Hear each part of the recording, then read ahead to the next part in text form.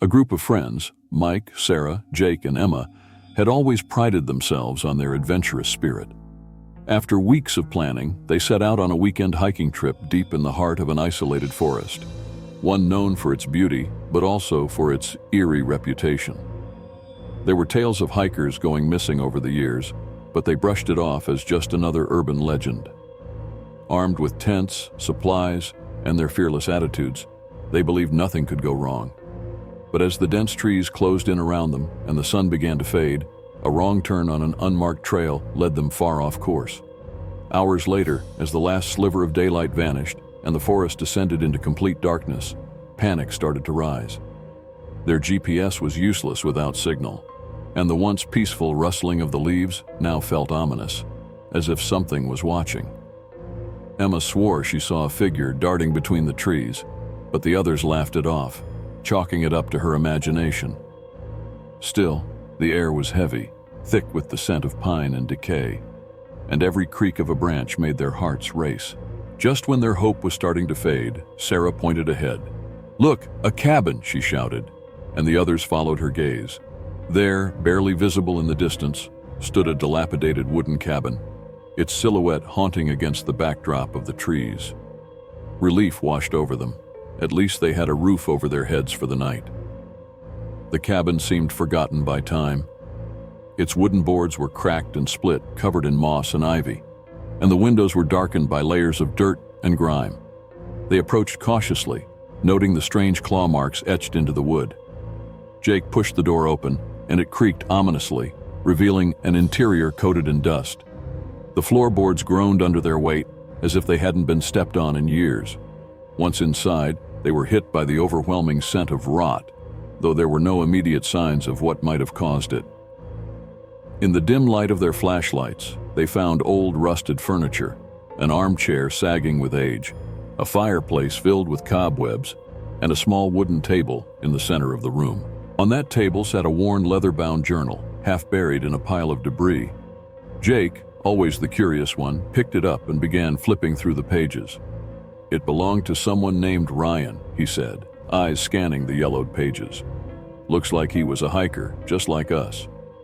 The journal entries began innocently enough, detailing Ryan's love for nature and his excitement for exploring the wilderness. But as Jake read on, the tone shifted. The later entries were filled with fear, paranoia. Ryan wrote about strange sounds at night, footsteps circling the cabin, whispers that came from nowhere, and shadows that moved when no one was there. He described how he tried to leave the cabin multiple times, but every attempt brought him back, as though the forest itself wouldn't let him escape. The last few pages were smudged and hurried, as if written in a state of panic. "Something's out there," Jake read aloud. "It knows I'm here. Every night it gets closer. I hear it scratching at the walls, trying to get in. I don't think I'm going to make it out. If anyone finds this..." Jake stopped mid-sentence. His hands trembled as he closed the journal, the last few words too smudged to read. A cold chill swept through the room, and the group exchanged uneasy glances. Mike tried to lighten the mood with a joke, but no one laughed. The air inside the cabin felt oppressive, almost as if the very walls were closing in on them. As the night deepened, they huddled together around the small battery-powered lantern they had brought. The forest outside had gone deathly quiet, save for the occasional rustling of leaves. Then, without warning, the scratching started. Soft at first, barely noticeable, just the faintest scrape along the outside wall. Emma froze, her eyes wide. "Did you hear that?" The scratching grew louder, more insistent, as if something sharp was dragging itself along the cabin's exterior. Jake stood, his voice wavering. "Maybe it's an animal," he said, though he didn't sound convinced. Suddenly, the door banged violently, rattling on its hinges. The friends scrambled to their feet, backing away from the door as the banging continued, each hit more aggressive than the last. Then just as quickly as it started, it stopped. Silence hung in the air, thick and suffocating. Mike, the bravest of the group, approached the door, flashlight in hand. "I'm going to take a look," he whispered, though the others urged him to stay inside. Ignoring them, he unlocked the door and swung it open, shining his light into the darkness. Nothing, just trees and shadows. "I told you it's nothing," Mike said, turning back toward them with a grin. But as he spoke, The cabin door slammed shut on its own behind him, as if pushed by an unseen hand. The others rushed to open it, but it wouldn't budge. They pulled, twisted, and shoved, but it was as if the door had fused with the frame. Suddenly, Mike screamed, a sound so guttural and filled with terror that it pierced through the walls. The group pounded on the door, screaming his name, but no answer came. The cabin's windows rattled violently, and a low growling whisper echoed through the room, too garbled to understand, but unmistakably malevolent. And then, silence again. No scratching, no growling, just the oppressive quiet that seemed to envelop the cabin once more. Terrified, they backed away from the door. Jake reached for his phone, but there was still no signal. "What do we do?" Sarah whispered, her voice breaking. The only answer was the distant sound of footsteps, slow, deliberate, coming from behind them. They spun around, flashlights illuminating the far corner of the cabin. There, in the dim light, stood the figure of a man, his face pale, eyes wide and hollow. His clothes were tattered, his hair matted with dirt and blood. He was the hiker from the journal, Ryan, but something was horribly wrong. His body was twisted unnaturally, as though he had been broken in ways that defied explanation. And then he smiled, a grotesque, knowing smile. Before they could scream, the cabin door burst open. The darkness outside seemed to rush in, swallowing them whole. And like Ryan, they were never seen again.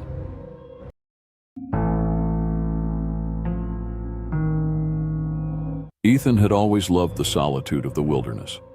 After months of dealing with the stress of city life, he craved the isolation only the deep woods could provide. So he packed his gear and set off for a remote camping trip, miles away from the nearest town. The air was crisp, the sky a vibrant blue as he hiked through the dense forest, his only company the chirping birds and the rustling leaves. By late afternoon, he found the perfect clearing to set up camp, a small meadow nestled between towering pines with a babbling creek nearby. As dusk settled in, Ethan built a fire, watching as the flames crackled and flickered in the growing darkness. The warmth and light were comforting, wrapping him in a cocoon of security against the vast, dark forest surrounding him. He cooked dinner, enjoyed the stillness, and after a while lay back in his sleeping bag, gazing up at the stars through the gaps in the trees. Just as he was starting to drift off, a sound caught his attention. At first it was faint, barely noticeable over the crackling of his campfire, but soon it became clearer, a murmur of distant voices. Ethan sat up, listening intently. It was odd. He hadn't passed any other hikers on his way in, and this area was far off any main trails. He scanned the trees with his flashlight, seeing nothing but the shifting shadows. But the voices persisted, coming from deeper within the woods. Curiosity piqued. Ethan stood and peered into the dark forest. Far in the distance, through the dense tangle of trees, he spotted a faint orange glow, a campfire. He squinted, trying to make sense of it. The fire was small, flickering between the branches, and it seemed like there were several figures gathered around it. He could hear their voices, though they were indistinct, like a conversation just out of reach. Relieved to think he might not be entirely alone out here, Ethan grabbed his flashlight and decided to check it out. Perhaps it was another group of campers or hunters. As he trudged through the underbrush, the glow grew brighter, the voices clearer but still unintelligible. He called out, "Hello, anyone out there?" But the voices didn't respond. They continued murmuring, just beyond the reach of his flashlight. As Ethan got closer, he felt an odd sensation in his gut, a sense of unease creeping up his spine. The voices had a strange, hollow quality to them, as though they were being carried by the wind, not spoken by any real person. The campfire, too, seemed off. No matter how much ground he covered, it never seemed to get any closer. It flickered between the trees, always just a little further ahead, always just out of reach. He paused, glancing around, suddenly unsure. The air had grown colder, and the forest, once alive with the sounds of night creatures, was now deathly quiet. His flashlight beam cut through the trees, but all it revealed were more branches and shadows. The voices had stopped. The campfire was still there, but now it flickered lower, as though whatever had fueled it was slowly burning out. "Hello?" Ethan called again, louder this time.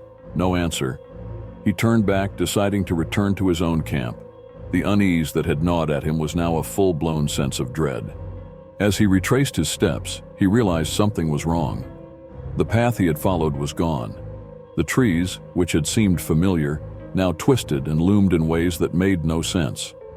Panic surged through him as he scanned the forest, trying to find any sign of the way back. And then he heard it again. The voices. But this time, they weren't distant. They were close. Very close. Whispers circling him, moving through the trees. "Who's there?" he shouted, his voice trembling. The whispers grew louder, but still, he couldn't make out any words. It was as if they were speaking in a language he couldn't understand. Desperate, Ethan swung his flashlight around, searching for the source. His heart pounded in his chest, cold sweat dripping down his neck. The campfire he had been following was gone. In its place, only darkness. The trees around him seemed to shift and close in, their branches like twisted arms reaching out to ensnare him. Ethan started running, his breath ragged, his footsteps frantic. But no matter how fast he moved, he couldn't find his way back to his camp. It was as if the forest itself had changed, rearranged to trap him in its depths. The voices continued to whisper, always just behind him, always just out of sight. After what felt like hours of running, Ethan stumbled into a clearing. His legs were shaking, his lungs burning. In the center of the clearing was a familiar sight, his camp. Relief washed over him. He sprinted toward the fire, collapsing beside it, panting. He looked around, but something felt off. His tent, his backpack, everything was exactly where he'd left it. But the fire, it wasn't the one he had built. It burned low, the embers glowing a sickly red. The light it cast was dim and unnatural, flickering in a way that made the shadows around it seem to pulse and shift. Ethan stood, backing away from the fire. He noticed something lying on the ground near it, a book, old and weathered. It hadn't been there before. With trembling hands, he picked it up and opened the cover. The pages were filled with scribbled writing, rambling notes that made little sense. But one phrase kept repeating, over and over, "Don't follow the fire." Ethan's blood ran cold. He dropped the book and looked around. The forest was silent again, but the air felt thick, heavy with something unseen. And then, out of the corner of his eye, he saw it, a faint, flickering light, deeper in the woods. Another campfire, barely visible through the trees. His heart pounded in his chest as the realization hit him. The fire he had seen before wasn't real. It was something else, something that had lured him away from his camp, away from safety. And now, it was back. Terrified, Ethan grabbed his gear and doused his fire. He wasn't going to spend another night in this cursed place. As dawn broke, he made his way back to the trail, running until the forest finally thinned out and the parking lot came into view. When he reached the ranger station, breathless and wide-eyed, he told them what had happened. The ranger, an older man with a grizzled face, listened quietly before nodding slowly. "You're not the first," he said. "Over the years, we've had a few hikers come through with stories like yours, always talking about campfires that lead them astray, voices that call out in the night. We've never found anyone out there, though. No camps, no people, just empty clearings." Ethan left the forest that day, but the memory of the phantom campfire and the voices that whispered through the trees would haunt him for the rest of his life. And he would never, ever camp alone again.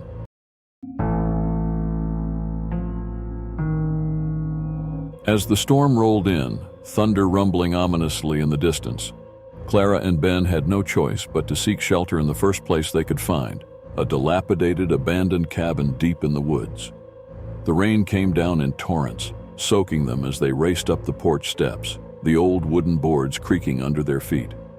Clara shivered, her clothes clinging to her skin, as Ben pushed the door open with a groan of rusted hinges.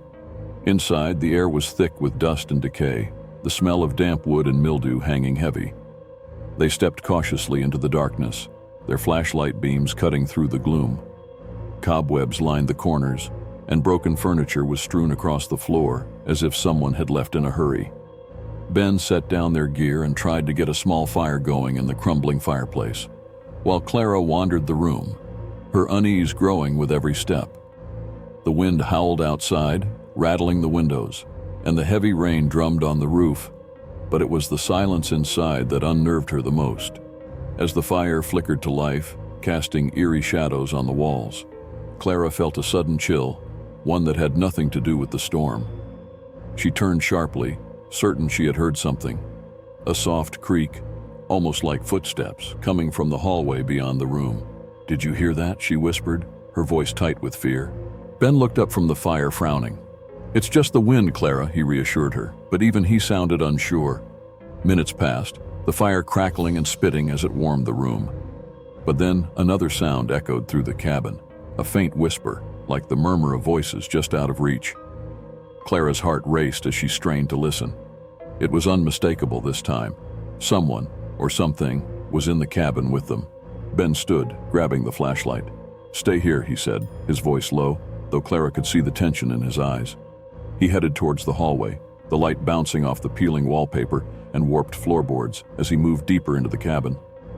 Suddenly, a loud bang echoed from upstairs like a door slamming shut. Ben froze, turning to look at Clara, his face pale. "We're not alone," he muttered, his voice barely audible. The whispering grew louder, now a low, guttural sound that filled the air around them. The temperature in the room plummeted, their breath visible in the cold as they backed away from the hall. A shadow moved at the edge of the flashlight's beam, flickering and then disappearing into the dark. Clara's hand shook as she clutched Ben's arm, her heart pounding in her chest. Suddenly, the door behind them swung shut with a violent force, the wind screaming through the gaps in the old wood. The fire sputtered and nearly went out as something moved past them, a cold, unseen presence that sent shivers down Clara's spine. "We need to leave now," she whispered, her voice quivering. But as they turned to flee, the shadow reappeared, taking form at the far end of the room. A figure, indistinct but undeniably human, stood watching them. Its eyes, glowing faintly in the firelight, were locked on theirs, its face contorted in a silent scream of anguish. Clara gasped, stumbling back as Ben dragged her toward the door, his grip tight. But the door wouldn't budge, as if something, or someone, was holding it shut. Behind them, the ghostly figure began to move, its footsteps echoing through the room, slow and deliberate. The whispers grew louder, swirling around them like a cold wind. Clara's head spun, her pulse pounding in her ears, as the room seemed to close in on them. The fire had died completely now, leaving them in near total darkness, save for the weak beam of Ben's flashlight. In a desperate attempt, Ben threw his weight against the door, and with a sharp crack, it flew open, sending them stumbling out into the storm. The wind and rain hit them like a wall, but they didn't stop, racing down the porch steps and into the woods, the sound of whispers following them, fading only as they put more distance between themselves and the cabin. Soaked and exhausted, they didn't stop until they reached their car, parked miles away on a dirt road. As they collapsed into the seats, catching their breath, Clara looked back toward the trees. Through the sheets of rain, she could just make out the outline of the cabin in the distance. In one of the windows, a faint light flickered, and for a brief moment, she thought she saw the shadowy figure standing there, watching them leave. The cabin had been abandoned for years, but it was clear now. Something never left. Something that waited quietly for those unlucky enough to seek shelter within its walls.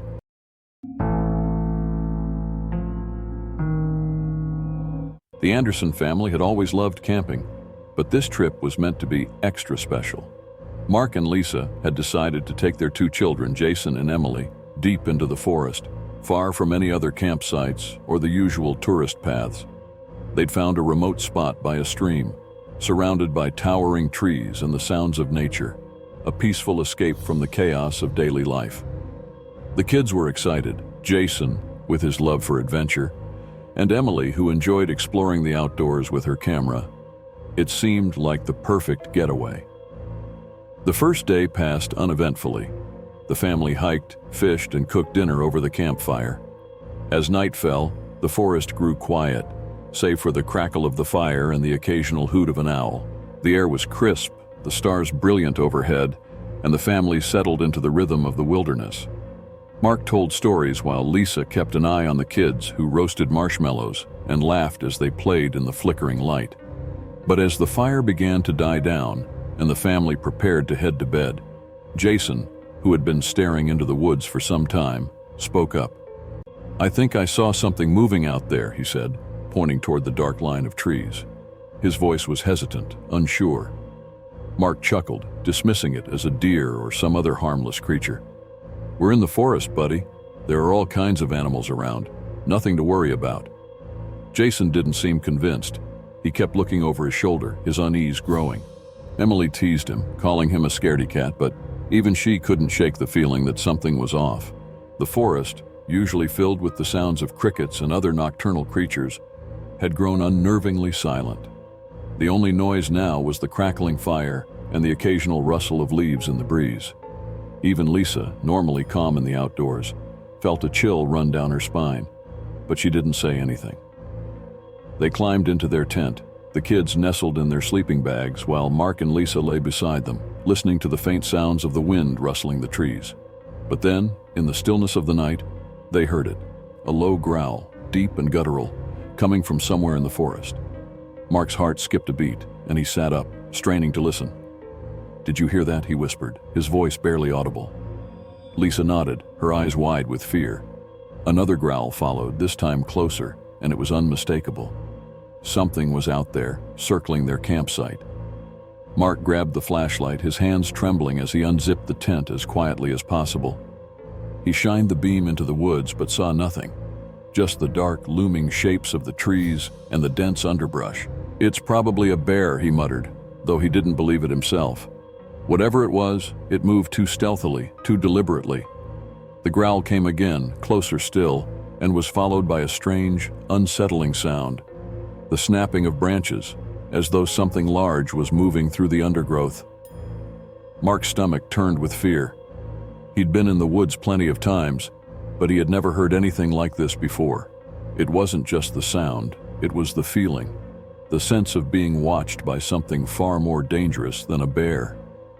Suddenly, there was a loud rustling just outside the tent, and the family froze.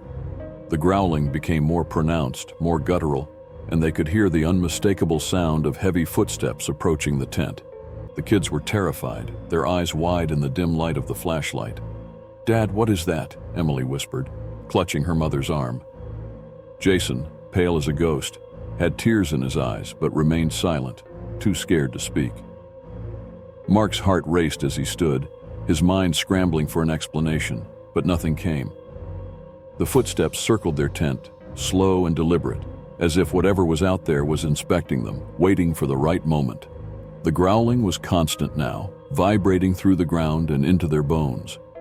It sounded like no animal Mark had ever heard, more like a mix between a wolf's snarl and something unnatural, something wrong. Lisa whispered, "I've heard the locals talk about something in these woods, some kind of creature. They say it's part of local folklore, a predator that hunts at night." Mark wanted to dismiss her words, to say that it was all just stories, but the fear in her voice and the terror they all felt told him otherwise. He remembered hearing similar tales from rangers and hunters about a creature that had been spotted over the years, something that walked on two legs but was covered in fur and had glowing eyes. Half wolf, half man, some said. The footsteps stopped suddenly, and for a long, terrifying moment, there was only silence. Then, with a loud thud, something slammed into the side of the tent, causing the entire structure to shake violently. The kids screamed, and Mark dropped the flashlight in shock, plunging the tent into darkness.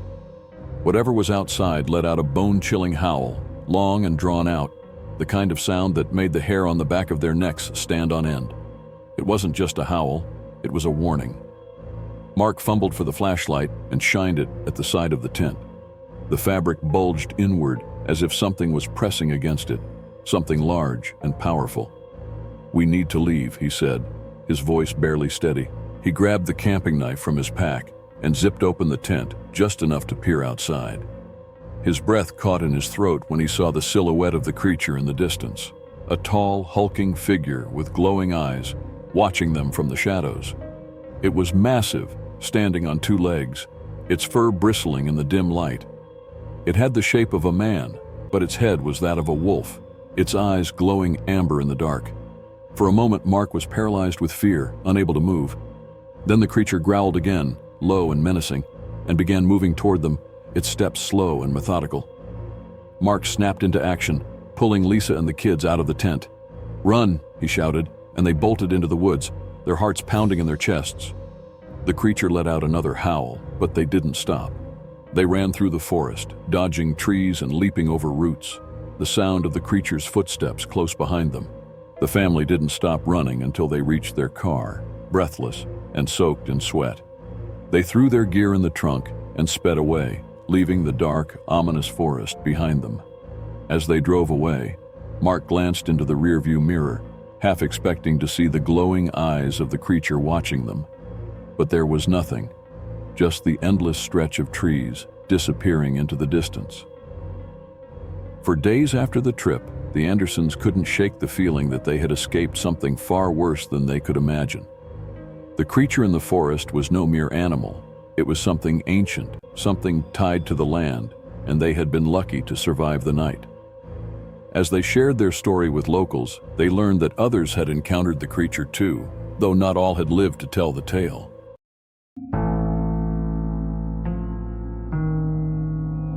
The four friends, Megan, Tom, Sarah, and Jake, had been planning their getaway for months. Life had been hectic, and the idea of spending a quiet weekend at a remote cabin sounded perfect. They found the listing for the cabin online, buried deep in the mountains with no neighbors for miles, and jumped at the opportunity to escape the noise of the city.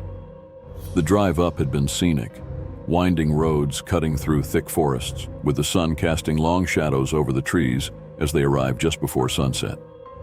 The cabin itself was beautiful but simple, a rustic wooden structure nestled at the edge of a vast forest.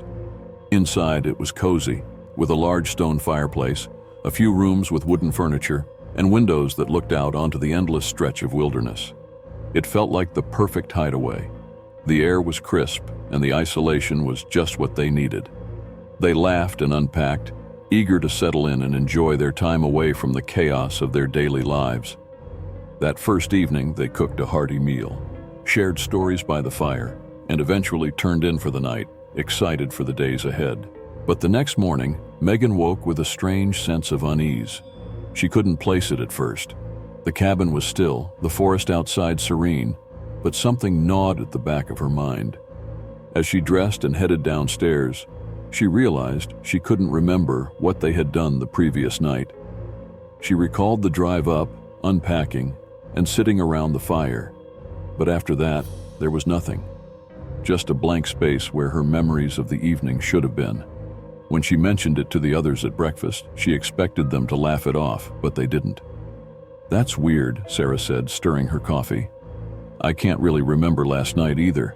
I thought we watched a movie, but now I'm not sure." Jake frowned, trying to recall. "We definitely sat by the fire, didn't we? Or was that before dinner?" His voice trailed off, uncertain. Tom shrugged it off, chalking it up to the relaxation and lack of phone distractions. "We're probably just unwinding," he said, but Megan noticed the uneasy look in his eyes. As the day went on, the feeling of forgetfulness persisted. They spent the afternoon hiking through the woods, following a trail that led up to a beautiful viewpoint overlooking the valley. But even as they stood there, admiring the view, Megan felt that same nagging sensation. When they returned to the cabin later that evening, no one could recall the exact details of their hike. It was as if the memories were slipping through their fingers the moment they made them. That night, things took a stranger turn. The four of them were sitting around the fireplace after dinner when Sarah suddenly stood up, her face pale. "Did you hear that?" she asked, her voice barely above a whisper. The others shook their heads, but she was insistent. It sounded like someone outside, whispering. Jake, ever the skeptic, grabbed a flashlight and opened the door. The forest beyond was pitch black, the tall trees barely visible in the dim beam of light. He scanned the edge of the woods, but saw nothing. "It's just the wind," he said, though his voice lacked conviction. They returned inside, but the mood had shifted, tension hanging heavy in the air. Later that night, Megan woke again, heart pounding, her mind foggy. She had been dreaming, but as soon as she opened her eyes, the dream evaporated, leaving only a sense of dread in its wake. She sat up in bed, feeling as though something was watching her. The room was still, but the unease was suffocating. She glanced at Jake, who was still asleep, then at the door, half expecting to see a shadow lurking there. But there was nothing, only the darkness pressing in from outside. The next morning, things grew worse. Tom and Sarah, both looking visibly shaken, revealed they couldn't remember large chunks of the night before. "It's like everything after dinner just vanished," Tom said, rubbing his temples. "I don't even remember going to bed." Megan nodded, her stomach twisting with fear. "Me neither," she whispered. "It's like the memories are being erased." They tried to go about their day, but every few hours, the lapses became more frequent and disturbing. Simple conversations were forgotten moments after they happened. At one point, Sarah walked into the kitchen, only to stop in her tracks, completely confused as to why she was there. "I came in here for something, but I can't remember what," she muttered, her voice trembling. Then the visions began. While standing by the window, Megan thought she saw someone, an old man, walking near the tree line. She blinked and he was gone. The same thing happened to Tom. He had gone outside to gather wood for the fire and swore he saw a figure watching him from behind a tree. But when he approached, there was no one there. By nightfall, the fear was palpable. The cabin felt different, darker, as though the walls were closing in on them. The fire that once brought comfort now cast long, ominous shadows across the room. They all agreed to leave in the morning, but the cabin seemed to have other plans. The final night, the memory lapses became unbearable. They couldn't remember what day it was, how long they'd been there, or why they had come in the first place. At one point, Megan looked at Jake, her heart pounding in her chest, and realized she couldn't remember how they'd met. The love of her life and the details of their history were slipping away piece by piece. "Jake," she whispered, gripping his arm. "What's happening to us?" He stared back at her, fear in his eyes. "I don't know. I don't even know if this is real anymore." The cabin creaked around them, the wind howling outside, but it wasn't just the wind. They could hear faint whispers, like voices carried on the breeze. Faces flickered in the windows, people they didn't know, but somehow felt familiar. Memories of other lives, other times, intruded into their minds, blending with their own until they couldn't tell what was real anymore. They tried to pack their things, but everything felt disjointed, as though time was unraveling around them. By dawn, when they stumbled outside, the cabin stood silent behind them, the fog lifting as if it had never been there. But when they reached their car, none of them could remember how to start it. The keys felt foreign in their hands, the road back to civilization a distant, impossible memory. By the time they were found days later, wandering the woods in a daze, they had no recollection of who they were or how they had come to be there. The cabin had taken their memories, and in its place left only the ghostly echoes of their past selves. The forest reclaimed the cabin, hiding it from the world once again, waiting patiently for its next visitors to wander inside and forget themselves forever.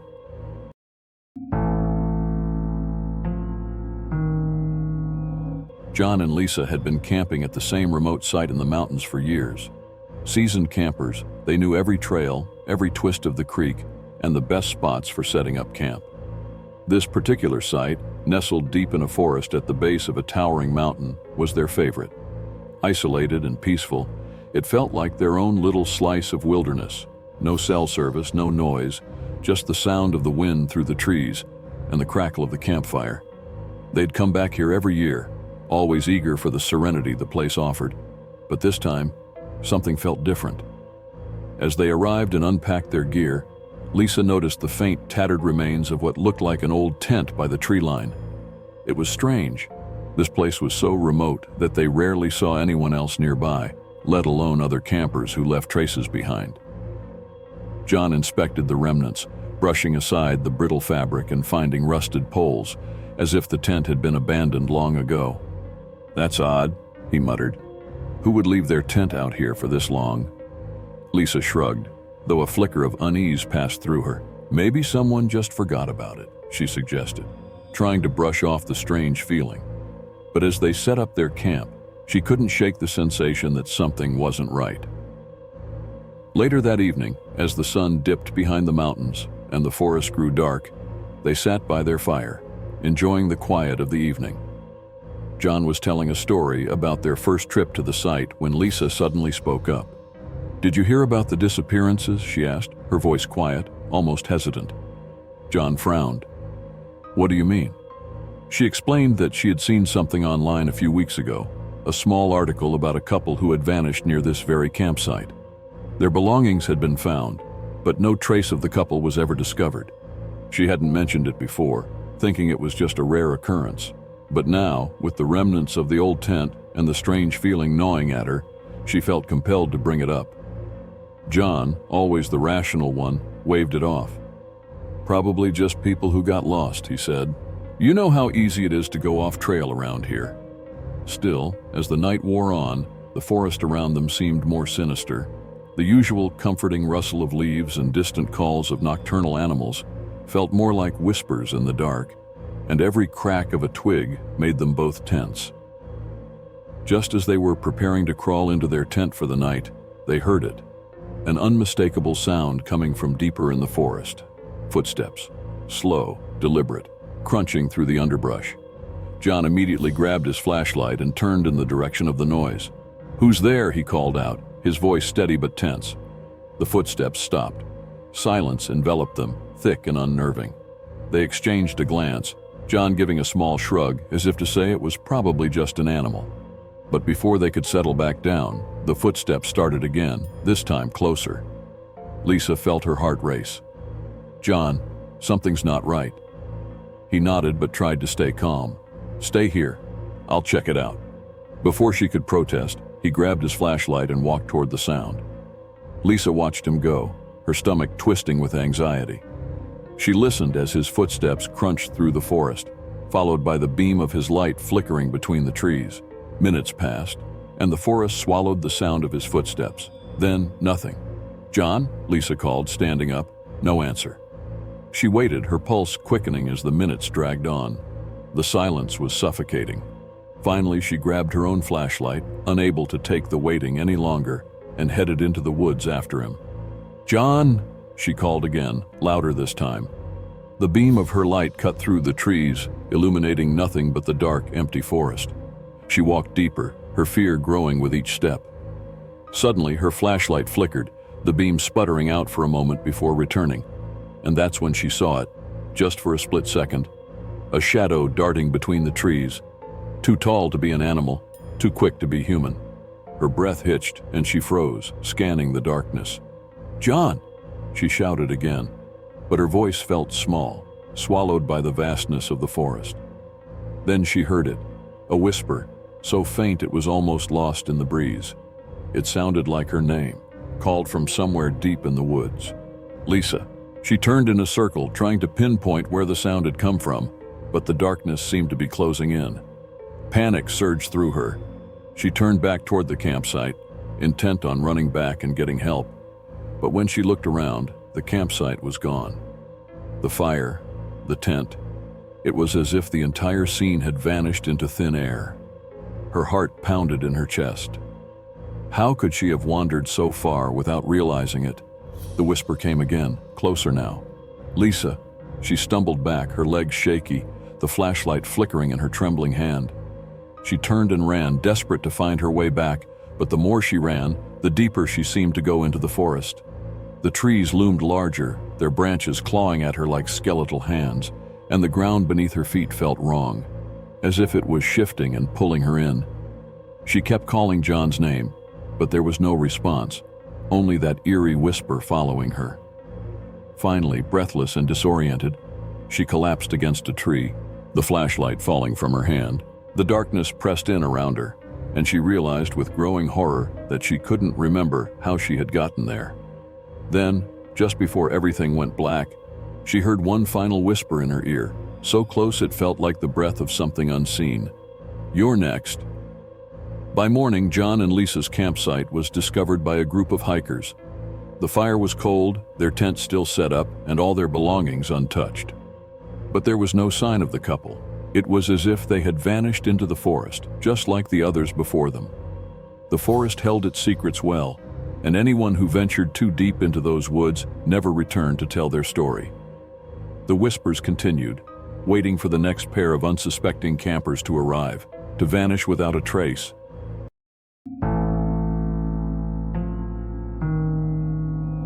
The four hunters, Mark, James, Ethan, and Paul, had been making the same trip for years. Every fall, they retreated deep into the wilderness, far from the chaos of their everyday lives. This year, they decided to rent a cabin they had heard about from a fellow hunter, hidden deep within a dense forest at the base of a mountain. The cabin was old, weathered by time and isolation, but it was perfect for what they needed: seclusion, peace, and a base for their hunting expedition. When they first arrived, everything seemed normal. The cabin was rustic, with creaky wooden floors and windows that rattled slightly in the wind. It sat on the edge of a large clearing, surrounded by towering trees that cast long, dark shadows over the ground. As the sun dipped behind the mountains, the forest seemed to swallow the light, leaving only their small cabin illuminated by the glow of their campfire. But as night fell, something strange happened. The usual sounds of the forest, birds, insects, rustling leaves, vanished. At first, none of the men noticed, too caught up in their conversations and the warmth of the fire. But as the silence grew, they all began to feel it, an unnatural stillness. No crickets, no owls, not even the wind stirred through the trees. Mark was the first to comment on it, staring out into the darkness. "It's too quiet," he said, his voice low. The others glanced up, realizing for the first time how unsettling the silence was. James, always the pragmatist, shrugged it off. "We're probably just not used to it being this far out. Animals are skittish. Maybe they've moved deeper into the woods." But the unease settled in like a weight on their shoulders. The fire crackled loudly in the absence of any other noise, its warmth doing little to chase away the creeping cold they all felt. As the night wore on, the feeling intensified. Every snap of a twig, every crack of wood in the fire seemed amplified, as though the silence was pressing down on them, waiting for something. The air itself felt heavy, thick with something they couldn't name. "I'm going to bed," Ethan muttered, standing up abruptly. The others nodded, though none of them felt particularly tired. They doused the fire and retreated into the cabin, locking the door behind them. The old wooden cabin groaned in the stillness, the floorboards creaking under their weight as they settled into their beds. Mark lay awake, staring at the ceiling, listening to the oppressive quiet. He had been on countless hunts, spent countless nights in cabins and tents, but he had never experienced anything like this. It was as though the entire forest had been swallowed by the silence. The absence of sound wasn't peaceful. It was unsettling, like the world had been paused, leaving them trapped in a moment of eerie stillness. Just as he was beginning to drift off, he heard it. A soft whisper, so faint he almost convinced himself it was his imagination. But it came again, a low, breathy sound just outside the window. His heart pounded in his chest as he strained to listen. The whisper grew louder, almost like voices, though he couldn't make out the words. It was as if someone or something was speaking just beyond the thin walls of the cabin. He bolted upright, his pulse racing. Across the room, James stirred, his eyes wide as they locked onto Mark's. "Did you hear that?" James whispered. Mark nodded, swallowing hard. The whispering had stopped, but the silence felt heavier than ever. "What the hell was that?" James asked, his voice barely above a whisper.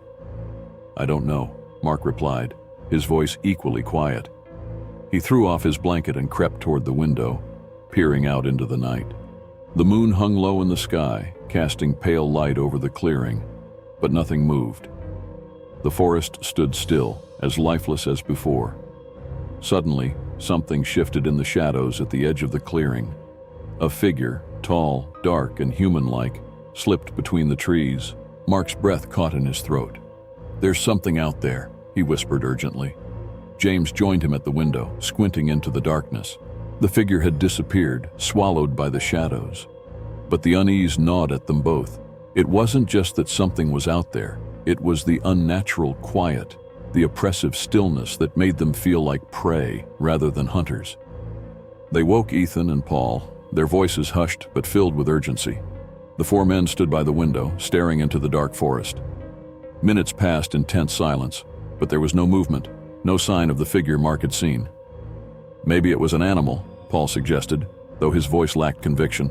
Mark shook his head. "No animal moves like that. And besides, where are all the other animals? This forest should be alive with sounds, but it's like everything just stopped. They stayed awake for hours, listening, watching, waiting for something to happen. But the figure didn't return, and eventually exhaustion pulled them back to bed. The night passed without further incident, but none of them slept well. The next morning, they ventured into the forest to hunt, but the strange silence followed them. No birds sang, no animals crossed their path. Even the wind seemed absent, the trees standing deathly still. Hours passed, and they saw no signs of life. No deer, no rabbits, not even a squirrel. By midday, the tension had become unbearable. Ethan, usually the most lighthearted of the group, was on edge. "I've got a bad feeling about this place," he muttered as they walked along a narrow trail. "It's like the whole forest is dead." Mark couldn't shake the feeling either. It was as though something unnatural had settled over the woods, something that didn't belong. As they trekked back to the cabin, he couldn't help but glance over his shoulder, half expecting the shadowy figure to reappear. When they returned to the cabin, the sense of dread only grew. The silence inside was suffocating, and as the sun began to set, a cold wind finally picked up, howling through the trees outside. The night arrived quickly, and with it, the oppressive stillness returned. That night, the whispers came again. Faint at first, like distant voices carried on the wind, but they grew louder as the hours passed. The hunters sat in the center of the cabin, weapons in hand, their nerves frayed. The whispering seemed to come from every direction, surrounding the cabin, pressing in on them. And then, just outside the window, they saw it. A shadowy figure, taller and more distinct this time, standing at the edge of the clearing. It didn't move, didn't speak, but its presence filled the air with a sense of impending doom. Paul, his hands shaking, raised his rifle. "What the hell is that?" he hissed. Before anyone could respond, the door rattled violently, as though something was trying to get in.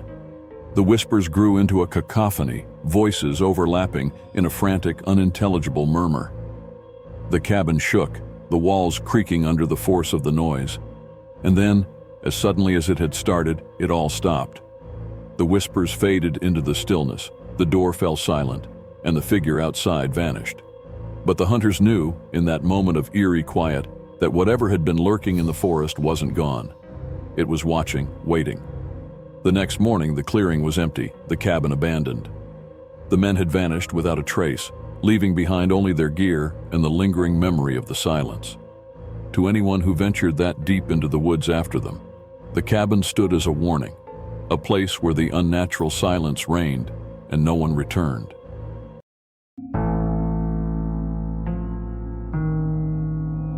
In the small, unassuming town of Black Creek, whispers of a dark legend echoed through the generations. A witch was said to have lived in the dense forest that enveloped the area. Her name was Sarah Black, a woman unjustly accused of witchcraft and subsequently burned at the stake in the heart of those very woods. As the flames consumed her, she unleashed a curse upon the land, vowing that her spirit would wander the forest, seeking revenge on those who dared to trespass. Over time, her story became a cautionary tale, shared around campfires and in hushed tones, warning outsiders and locals alike of the haunted woods that bore her name. Despite the warnings, a group of young campers, Josh, Laura, Alex, and Maria, decided to test the legend one crisp autumn evening. Fueled by curiosity and the thrill of adventure, they packed their gear and made their way into Black Creek Forest, dismissing the old stories as nothing more than superstition. "It's just a ghost story," Alex scoffed as they drove, a confident smirk on his face. "Nothing ever happened to anyone, right?" They arrived at a clearing, bathed in the golden glow of the setting sun, where they set up camp near a babbling creek that wound through the trees. The atmosphere was serene, with the air crisp and fresh. As night descended, they gathered around the fire, sharing ghost stories and laughing, oblivious to the shadows creeping around them. As the flames crackled and danced, a heavy fog began to roll in, thickening around the edges of the clearing. The air grew cooler, and an unsettling silence descended, swallowing the sounds of the forest. The laughter faded, replaced by an eerie quiet that seemed to cling to them like the mist. "Has anyone else noticed how quiet it's gotten?" Laura asked, her brow furrowing in concern. The others exchanged glances, their amusement waning as they realized the familiar sounds of the forest. The chirping of crickets, the rustle of leaves, had vanished entirely. "It's probably just the fog," Josh replied, trying to maintain his bravado. But as he spoke, a low whisper carried on the wind, barely audible, yet unmistakable. It was a soft, melodic voice that seemed to call out from the depths of the forest. "Come to me." The group fell silent, their eyes wide with fear. "What was that?" Maria whispered, gripping her flashlight tightly. They strained to listen, the whispers growing clearer, beckoning them with an allure that was both enchanting and terrifying. "Come closer," it urged, as if the forest itself was inviting them to venture deeper. Josh, feeling the need to prove his courage, laughed nervously. "It's just the wind. Let's check it out." He stood up, flashlight in hand, and stepped toward the tree line, a challenge hanging in the air. "Wait," Laura cried, but it was too late. Josh ventured forward, the beam of his flashlight slicing through the fog as he called out into the darkness. "Hello, is anyone there?" No response came, only the soft rustling of leaves and the persistent whispering that seemed to grow louder, more insistent. The shadows deepened, and the forest felt alive, pulsating with an energy that sent chills down their spines. Josh turned back, unease creeping into his voice. "Maybe we should just go back to the fire." As they returned to the clearing, the fire sputtered, sending sparks flying into the air. The whispers turned to angry murmurs, swirling around them as the wind picked up, chilling them to the bone. They huddled closer to the fire, but it felt as though the forest was closing in, its branches reaching toward them like skeletal fingers.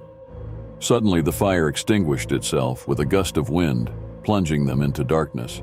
Panic erupted as they fumbled for their flashlights, only to find that the beams flickered weakly, dimming as though the darkness was snuffing out the light.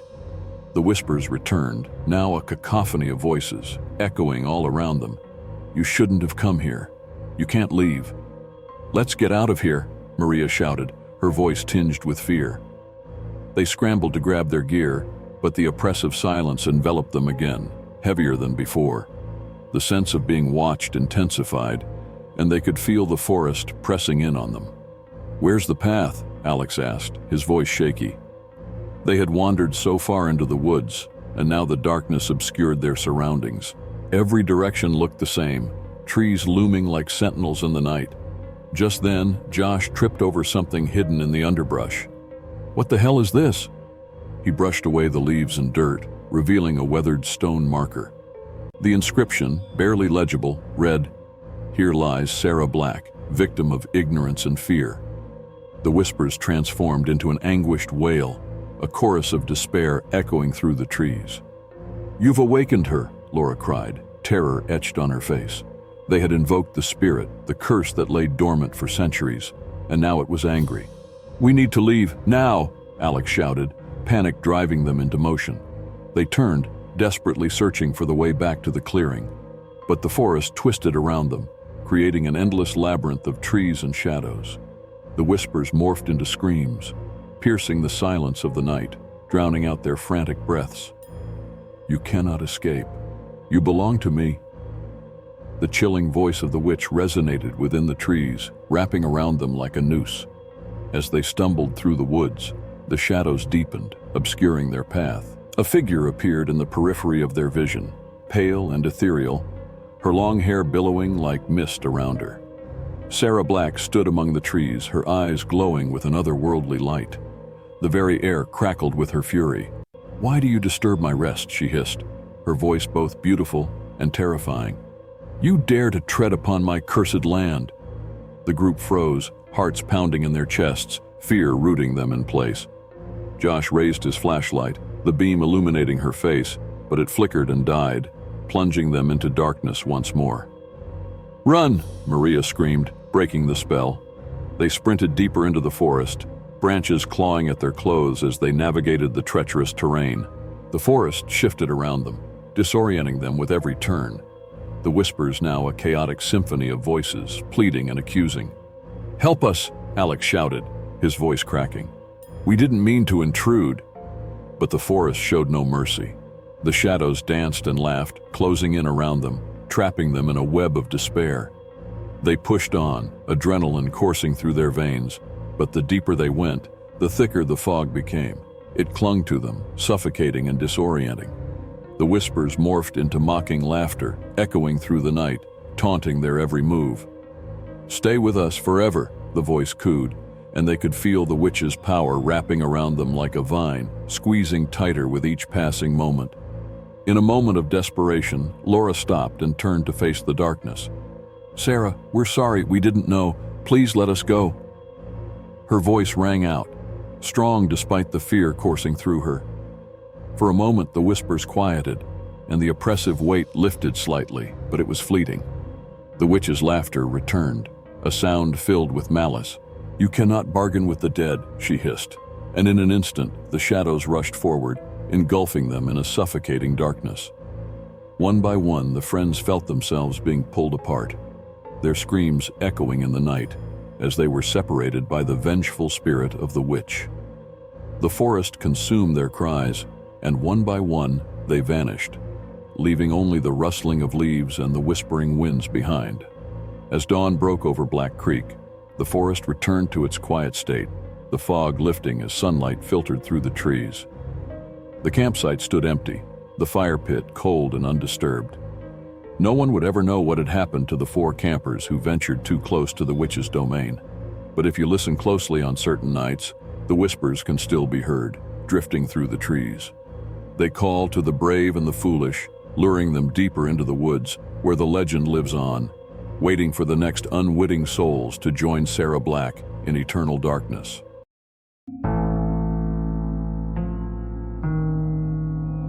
It was a serene evening at Silver Lake, the kind of night that promised peace and tranquility under a blanket of stars. Emily and Jake, an adventurous couple eager to escape the bustle of city life, had chosen this secluded spot for a weekend of camping. They set up their tent along the shoreline, where the gentle lapping of the water created a soothing rhythm. As night fell, they built a fire, roasting marshmallows and sharing stories, the flames casting flickering shadows on their faces.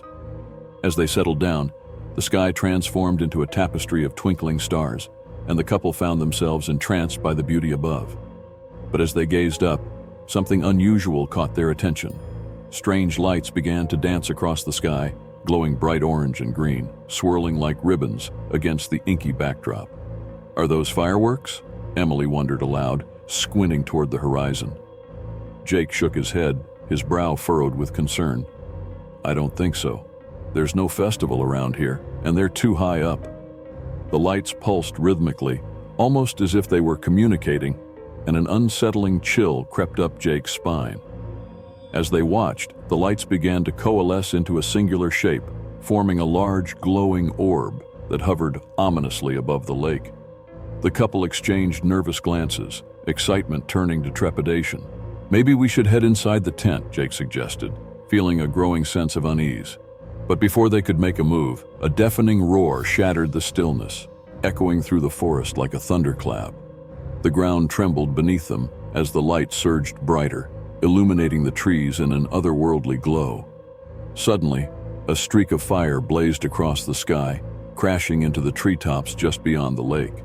"Did you see that?" Emily gasped, heart racing. "What was that?" Jake grabbed her hand tightly. "We need to check it out," he said, adrenaline pumping through his veins. They scrambled to their feet, leaving the safety of the fire behind, and cautiously approached the direction of the crash site. As they ventured deeper into the woods, the atmosphere shifted. The comforting sounds of the lake faded away, replaced by an eerie silence that blanketed the trees. The lights above flickered and dimmed, casting elongated shadows that danced menacingly around them. They stumbled through the underbrush, anxiety mounting with every step. Finally, they reached a clearing, and what they saw left them breathless. A large, smoldering object lay partially embedded in the ground, emitting wisps of smoke. The strange lights now flickered sporadically around it, creating a surreal, otherworldly scene. Jake and Emily exchanged horrified glances, both realizing that they were witnessing something far beyond their comprehension. "What do you think it is?" Emily whispered, her voice barely audible. Jake stepped closer, the urge to investigate clawing at him. "I don't know, but we should get out of here," he replied, glancing over his shoulder, feeling a prickle of dread creeping up his spine. Just then, a metallic clang echoed from the wreckage, followed by an otherworldly hum that resonated in their chests. Emily felt an inexplicable pull toward the object, as if it was calling to her. "Jake, I think we should go closer," she said, her curiosity overpowering her fear. "No, we need to leave now," he urged, grabbing her arm to pull her back. But before they could retreat, a blinding flash of light erupted from the wreckage, illuminating the clearing and momentarily stunning them. In that moment, the lights above surged again, intensifying to an almost blinding brightness. Shadows darted between the trees, and strange shapes began to emerge, their forms obscured by the swirling light. The air crackled with energy, and a low growl resonated through the trees, sending a chill down Jake's spine. "We have to run," he shouted, yanking Emily away from the glowing object. They turned to flee, but the forest around them felt alive, branches twisting and blocking their path. Panic surged through them as they stumbled, the ground shifting beneath their feet. The sounds of rustling grew louder, echoing through the trees, a cacophony of movement that sent them spiraling into pure terror. The whispers returned, an unintelligible chorus that echoed through the woods, seeming to seep from the very ground. With their hearts pounding, they fought against the unseen force that seemed to draw them back toward the crash site. "This way," Jake shouted, leading Emily through the thick underbrush, desperation fueling their flight. The glowing lights flickered behind them, casting ominous shadows that chased them deeper into the forest. As they ran, the whispers transformed into screams, calling out in a language they couldn't understand, haunting them with a sense of impending doom. They burst into another clearing, breathless and wild-eyed, but the crash site was nowhere in sight. "What's happening? Where are we?" Emily gasped, her voice trembling as she scanned the darkened forest. "I don't know," Jake replied, feeling the grip of panic tightening around him. "We have to find a way back to the lake." But the forest had transformed. The path they had taken was gone, replaced by twisted trees and unfamiliar terrain. Shadows flitted at the edges of their vision, and the air buzzed with an oppressive energy that suffocated their breaths. The lights in the sky dimmed further, and suddenly, everything went silent. The forest was still, as if holding its breath, the calm before the storm. Then, from behind them, came a low, guttural growl that sent shivers racing down their spines.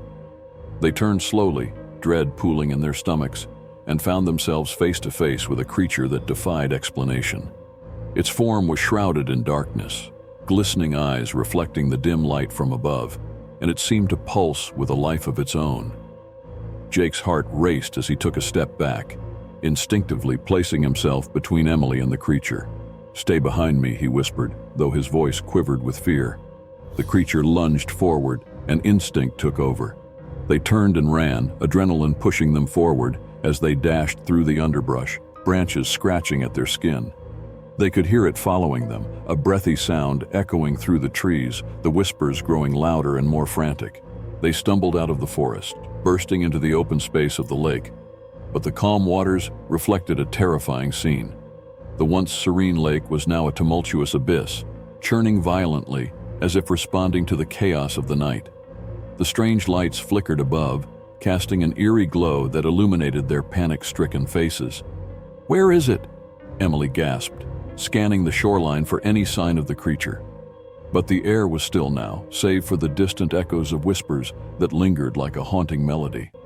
As they turned to catch their breath, a deafening roar erupted from the forest behind them, shaking the ground beneath their feet. The couple exchanged horrified glances, understanding that the terror was not over.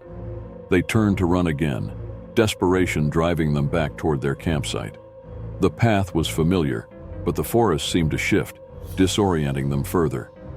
They burst through the tree line, reaching their tent, which now looked like a fragile sanctuary amidst the chaos.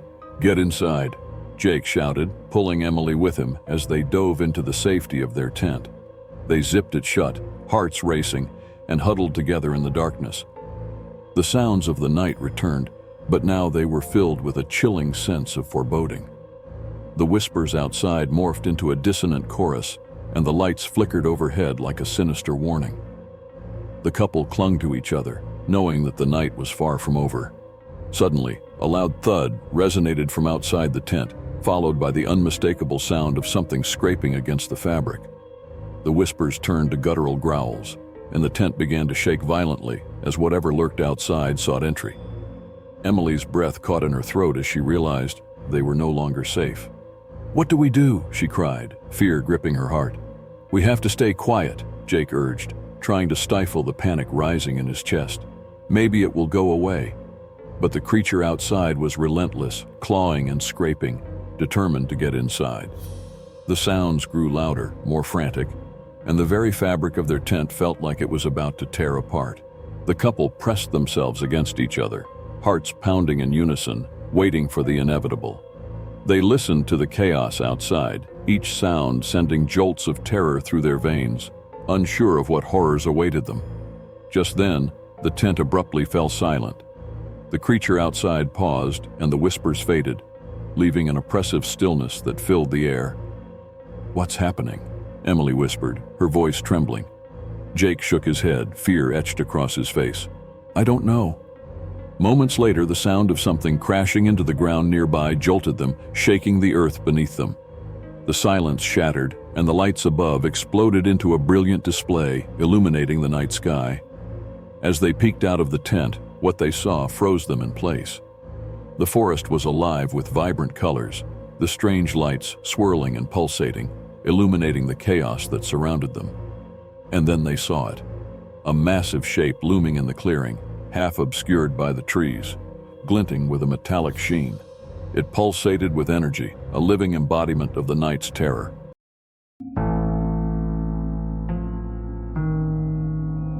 As the sun dipped below the horizon, painting the sky in hues of orange and purple, Sarah, an intrepid hiker, trekked through the dense forest of Pine Hollow. She had ventured off the beaten path, seeking solitude and adventure in the uncharted wilderness. After hours of hiking, she stumbled upon a quaint cabin nestled between towering pines, its weathered logs and moss-covered roof seemingly untouched by time. Intrigued, she approached the door, which creaked open at her touch, revealing a dimly lit interior. Inside, the cabin was adorned with rustic charm, filled with antique furniture that appeared frozen in time.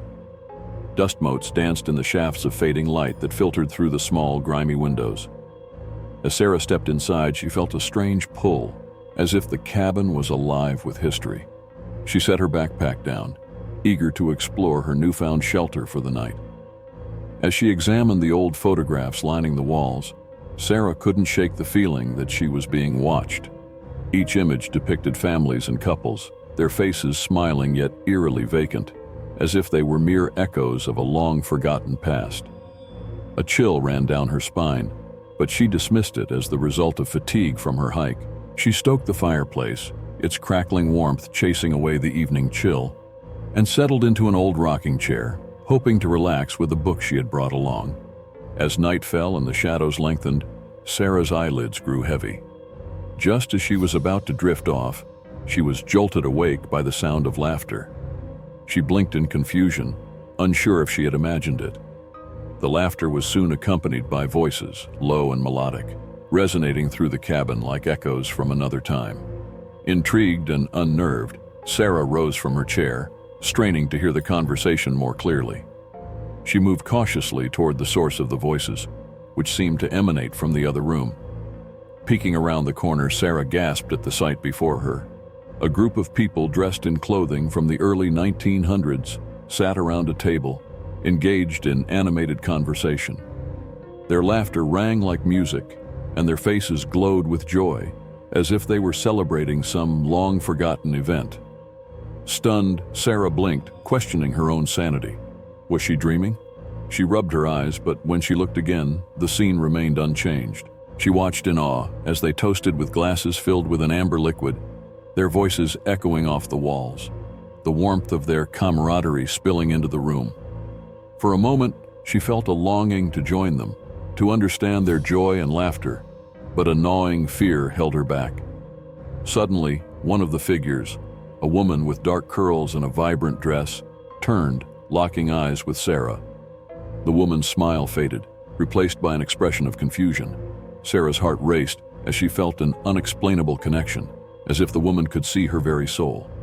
The moment stretched, time seeming to hold its breath before the scene abruptly dissolved into silence. Sarah stumbled backward, her heart pounding in her chest. She darted back to the main room, shaking her head in disbelief. Had she really just seen that? The silence was deafening, and the cabin felt different now, as if it had drawn back into itself. The flickering shadows danced ominously across the walls, and the weight of time pressed down heavily around her. Desperate for clarity, she retrieved her flashlight and decided to explore the rest of the cabin, hoping to find some explanation for what she had witnessed. As she stepped into the small kitchen, she was greeted by the faint aroma of baked bread, warm and inviting. She could almost hear the sound of a kettle whistling, but the kitchen was cold and empty, devoid of any sign of life. Suddenly, the voices returned, louder this time, and Sarah felt an inexplicable pull guiding her back to the room where she had first seen the gathering. She hesitated, her heart racing, but the urge to uncover the mystery drew her in. As she entered, the scene replayed before her eyes, the figures now immersed in deep conversation, unaware of her presence. This time, the woman with dark curls spoke passionately, her voice echoing in Sarah's ears. "We must keep it safe from outsiders. The woods protect our secrets, but we can't let anyone disturb our peace." Confused and captivated, Sarah felt the weight of the words sink into her consciousness. She couldn't help but wonder, what secrets did the woods hold? What was the nature of the peace they so fervently guarded? As she listened, time seemed to blur, each moment stretching out, as if she were standing on the threshold between the past and the present. Just then, a loud crash reverberated through the cabin, shaking the walls. Sarah's heart leapt into her throat as the gathering dissolved again, their laughter abruptly silenced. The cabin seemed to shudder, the air thickening with an unnatural energy. Panic surged through her veins as she turned to flee, but the door slammed shut with a resounding thud, trapping her inside. "No!" Sarah cried, pounding on the door, her breath quickening in terror. "Let me out!" The shadows in the room twisted and contorted, the echoes of the past amplifying around her, filling her mind with frantic whispers. The figures returned, their faces now etched with concern, as if they were aware of her struggle. "Help us!" the woman with dark curls shouted, her voice desperate. "You must remember, you are part of this story. We are bound to this place, and you are too." Sarah felt an overwhelming sense of dread as the walls began to close in on her. The echoes of their laughter morphed into cries for help, a cacophony that filled her with despair. She clutched her head, trying to block out the noise, but it was futile. The cabin had come alive, the very essence of time swirling around her like a tempest. With a final surge of strength, Sarah dashed toward the window, desperately clawing at the wood frame. The voices reached a fever pitch, and in that moment, she understood. She had stumbled into a realm where time stood still, where the past and present intertwined, and the souls trapped within the cabin were yearning for release. "Remember us," they cried, their voices blending into a haunting melody that resonated deep within her. "Help us break free." In a burst of clarity, Sarah grasped the truth. The cabin was a vessel of lost memories, a prison for those who had once lived and loved within its walls. She realized that she held the key to their liberation. With renewed determination, she turned back to the figures, locking eyes with the woman. "I will help you," she shouted, her voice breaking through the cacophony. "I promise." As if hearing her vow, the cabin shuddered violently, and the shadows began to dissipate, allowing a sliver of moonlight to pierce through the darkness. The figures smiled, their eyes shimmering with hope as they stepped closer to her, merging with the light. In that moment, Sarah felt an overwhelming sense of peace wash over her, the weight of the cabin's secrets lifting. The air grew lighter, the echoes of the past fading like a whisper in the wind. As the figures embraced the light, their laughter returned, no longer tinged with sorrow, but filled with gratitude. The door creaked open, revealing the moonlit forest outside. Sarah stumbled forward, tears streaming down her cheeks as she stepped into the cool night air, free from the cabin's haunting grip. She turned back, glancing at the once menacing structure, now glowing softly in the moonlight, a sanctuary of lost souls, finally at peace. As she walked away, the echoes of the past whispered in her ears, their stories intertwined with her own. She understood now that she was a part of the eternal cycle, a keeper of memories. And as she ventured into the night, she carried their legacy with her, forever echoing through the corridors of time. Thank you for watching. Please like, share, and subscribe.